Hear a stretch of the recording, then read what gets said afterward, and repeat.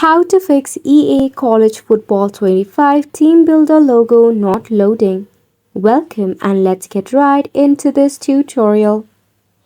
If you are facing such issue, don't worry, you are not the only one.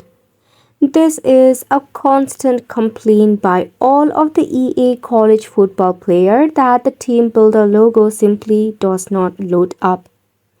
So as we have some of the potential solution to how to fix it, start off by checking for your Wi-Fi connection.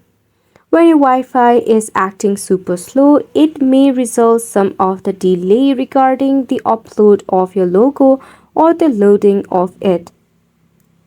If you are using any of the browser, you can go ahead and clear the cache.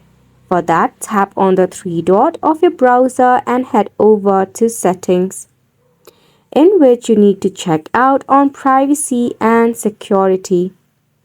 Tap on Delete Browsing Data and tap on Delete Data. After which you need to relaunch your browser.